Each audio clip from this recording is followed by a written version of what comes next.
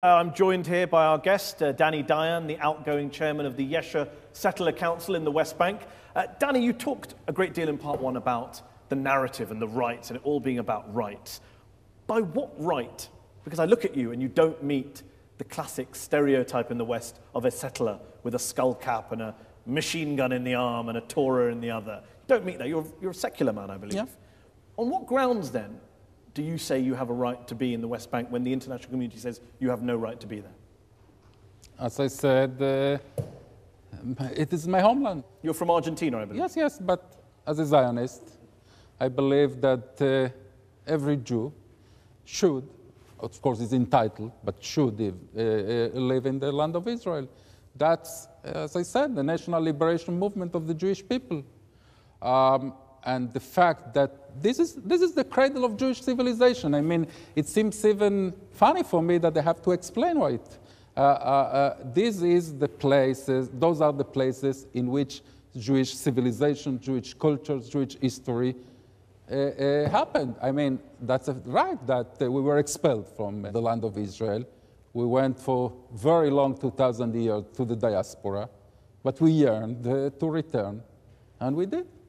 Do you ever feel bad, uncomfortable, guilty even when you see that in order to return, lots of other people had to leave against their will, some of whom are living in refugee camps? Well, I am not sure they had to leave, they left. The fact that there is another ethnic group there, another national group, that feels dispossessed because of that, is tragic.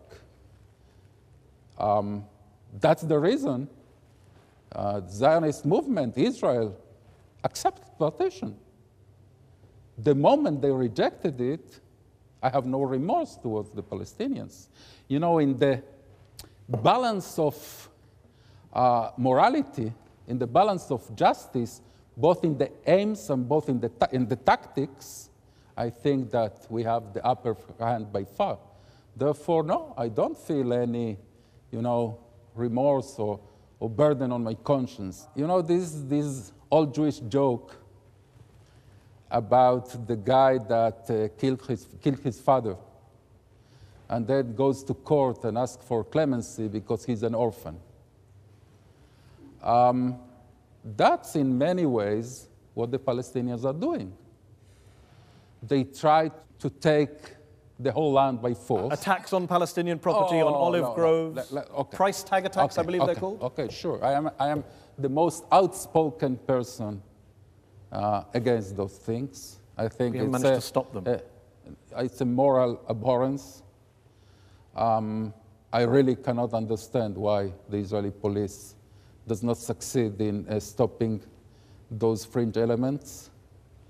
It's shameful, yes, but the thought that building home is a war crime on someone else's land. It's not someone's land. That's exactly the argument. So the land was all empty. So you just arrived and picked a hilltop. Empty. No, didn't bother anyone. First of all, yes. Do you really believe this? The populated area of Judea and Samaria is 4 to 5%.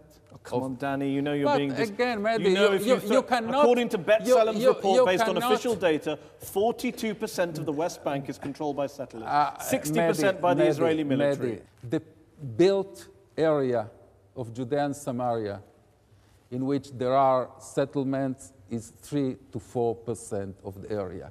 There is plenty of room for millions of Jews and millions of Palestinians in Judea and Samaria. I don't want to displace anyone. I want to bring in a couple of our experts. Ghada, two questions, if you can be brief. Dani says Palestinians weren't expelled, including yourself. He also says there's plenty of space for the Palestinians. Deal with those 2 points, please.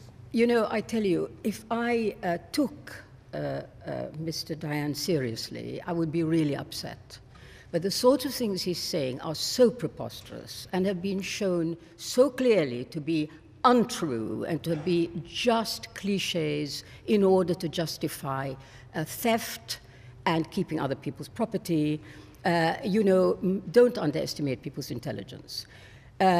I indeed had to leave my home. My family had to leave its home in Jerusalem in April 1948 because of the activities of Jewish militias. That is precisely why we had to leave. It's nothing to do with partition, but everything to do with Jewish killer gangs that went round and expelled people.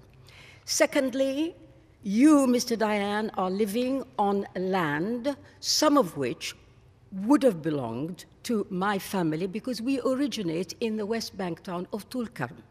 The land of my grandfather and my father and my uncles was taken by Israel, and the settlements that are being built all the time, including yours, are on land that belonged to us and many other Palestinians in the same predicament. So really, you shouldn't be saying this sort of thing. The only reason that you can come out with this preposterous stuff is for one reason and one reason only. Not because you've got a right. You haven't got a shred of a right to my homeland, not a shred. No, no. The reason is that the Israeli army protects you and people like you 24/7. If these... Oh, okay, let Dani come back in, and then I want to bring in Sam. You wouldn't be there without the IDF, would you? Well, of course, because of the terrorism of the Palestinians. But, you know, of course, I mean, why do I need protection? I need protection because someone wants to kill me. What you're mixing up is some Palestinians support a one-state binational solution in which Jews and Palestinians all vote. You don't. You don't want to give the Palestinians a vote. No, forget that. I'm asking you. I'm asking you. Do you support a state? Would you live in a state where Palestinians and Jews both vote for a government? I don't support it, but no, you don't. You don't want to give the Palestinians I don't support it, but in the context, in the framework of a real negotiations on the final status solution that can be raised on the negotiating table. Right now, to propose that is like saying, look, I tried to kill you, I rejected your compromise, and since I didn't succeed to kill you, and you didn't accept my compromise, let's commit suicide. Your compromise involves you building more settlements.